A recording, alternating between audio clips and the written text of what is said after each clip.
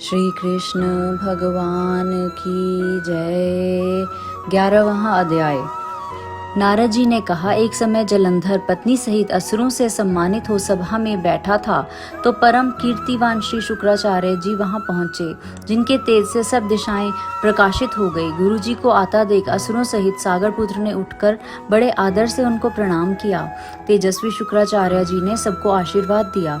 फिर एक आसन पर बैठकर सब दैत्य भी यथास्थान पर बैठ गए और सागर पुत्र ने नम्रता से यह प्रश्न किया, हे गुरुजी, राहु का सिर किसने काटा था? आप हमें यह बतलाएं। इस पर श्री शुक्राचार्य जी ने विरोचन पुत्र हिरण्यकशिपु और उसके धर्मात्मा पौत्र का परिचय देकर देवताओं और असुरों द्वारा समुद्र मंथन को संक्षेप में सब कथा कहकर यह बतलाया कि जब समुद्र से अमृत निकला तो उसे देवरूप से राहु पीने चला। इस पर इंद्र के पक्षपाती भगवान विष्णु ने राहु का सिर काट डाला। यह सुनने के साथ ही जलंधर के नेत्र लाल हो गए। उसने बड़ा क्रोध किया। फिर अपने धस्मर नामक दूत को बुलाकर गुरु का कहा हुआ सब वृतांत सुनाया और उसे यह आज्ञा दी, तुम शीघ्र ही इंद्रपुरी में जाकर इंद्र को मेरी शरण में लाओ। धस्कर जलंधर का बड़ा निपुण दूत था।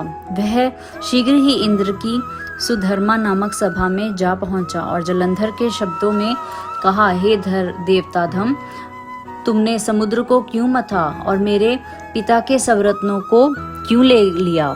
ऐसा करके तुमने अच्छा नहीं किया। यदि तू अपना भला चाहता है तो उन सब रत्नों सहित देवताओं के साथ मेरी शरण आ, अन्यथा हे सुराधम, मैं सत्य कहता हूँ कि तेरा राज्य ध्वंस हो जाएगा।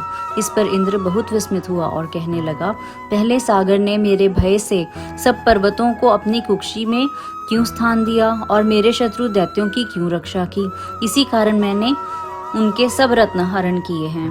मैं भी सत्य कहता हूँ कि मेरा द्रोही सुखी नहीं रह सकता। इंद्र की बात सुनकर वह दूत शीघ्र ही जलंधर के पास गया और सब बातें उसे कह सुनाई, जिन्हें सुनते ही वह दैत्य मारे क्रोध के अपने होंठ काटने लगा और देवताओं को जीतने के लिए उसने उद्योग आरंभ किया। फिर तो सब दिशाओं तथा पाताल में करोड़ों दैत्य उसके पास पहुंचे। शुंभ निशुंभ सेनापति को साथ लेकर जलंधर इंद्र से युद्ध करने लगा। शीघ्र ही इंद्र के नंदन वन में उसने अपनी विशाल सेना उतार दी।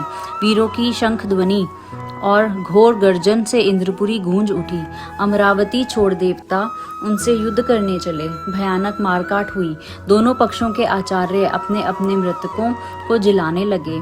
असुरों के आचार्य गुरु शुक्र अपनी मृत संजीवनी विद्या से और देवगुरु बृहस्पति द्रोणागिरी से औषधि लाकर मुर्दों को जिलाते रहे।